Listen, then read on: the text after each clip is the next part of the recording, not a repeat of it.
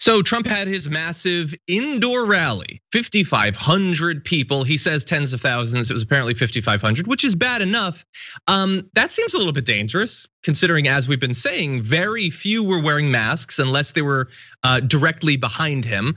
And so one of the Trump spokespeople was on Fox News and was asked tough questions about the choice to hold this sort of event, considering how bad the pandemic still is. You see that and you think about the enormous sacrifice that we've made as Americans to stop the spread of this virus and to tackle this pandemic. And I'll just ask you, as a member of the president's campaign, why you saw this as a risk worth taking to crowd those people. Biden's camp obviously making the case that this could be a super spreader event. The governor has called it shameful, dangerous, and irresponsible to do this. Why do it?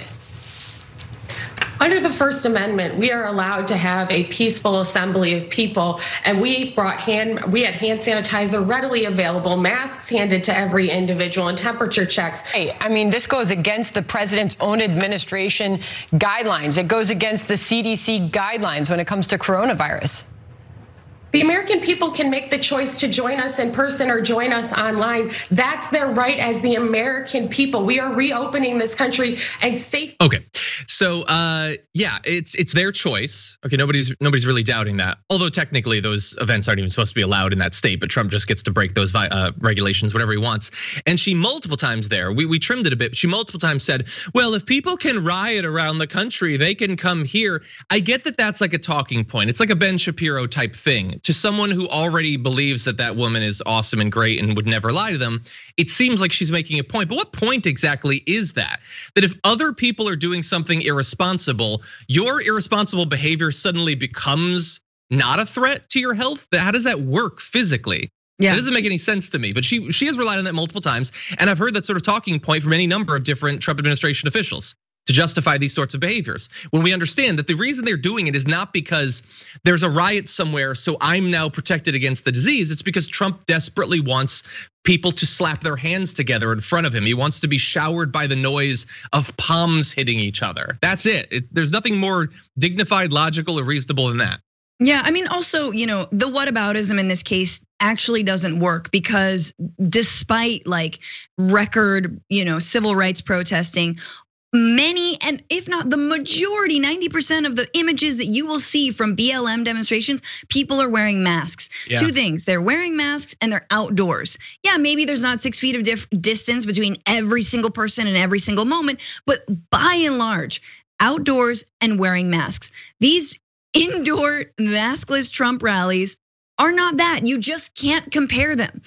So kudos to that, Fox anchor for actually pushing back a little bit on this. But this is this is the death cult that is Trumpism. This is the death cult that is the Republican Party. This is the death cult that says, even if we know we're slipping in the polls, we know we're doing badly, we know our president has completely messed this up, I'm willing to die and put my life at risk for this unreality that is a reality star president. I'm willing to put my life at risk because I will have died for the great white hope that tells me that white identity politics are more important than anything else that is happening in this country, when we know, in fact, it is inhibiting progress every single day. Exactly, and it's just so much here that frustrates me. It isn't that they're gathering, that's bad enough. It's that they're not wearing masks. You saw the footage, they're not. So she says, we had hand sanitizer and we handed out masks. Okay, were people wearing them, and why not? In what way have you and your God Emperor contributed to them feeling like it is the greatest demonstration of American patriotism to stand and be infected by a disease, to not wear a simple mask?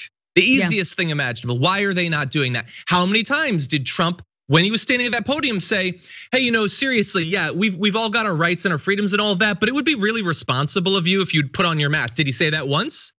No, he could have, couldn't he? Why didn't he?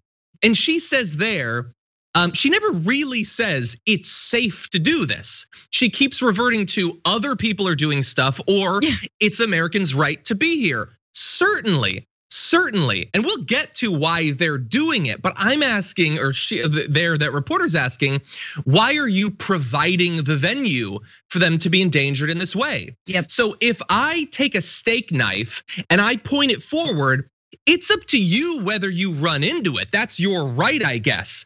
But if you run into it and then another person runs into it, a passerby gets to wonder why I'm holding a knife at a certain point. Yeah, we all have rights and freedoms, but why am I doing that?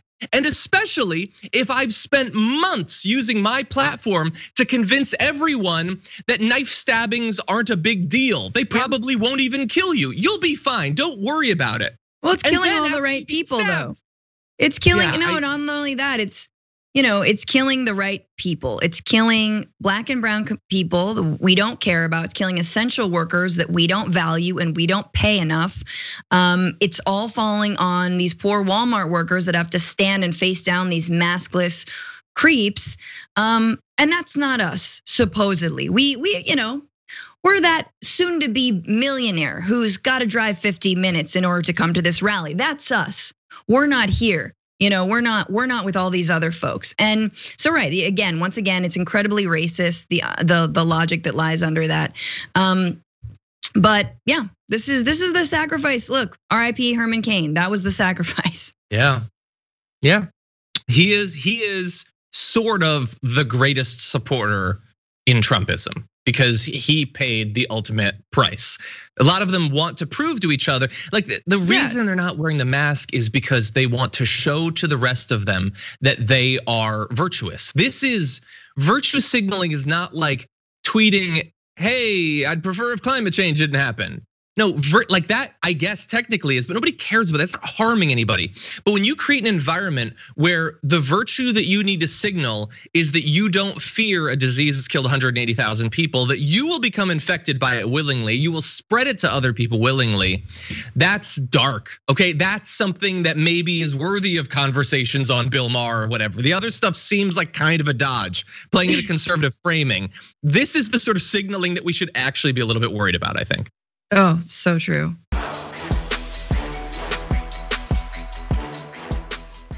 For more political news breakdowns, interviews, stories of activism, and me trying my hardest to care about the occasional big celebrity news story, subscribe to our YouTube channel at youtube.com/The Damage Report. And you can ring the bell wherever it is so you don't miss anything.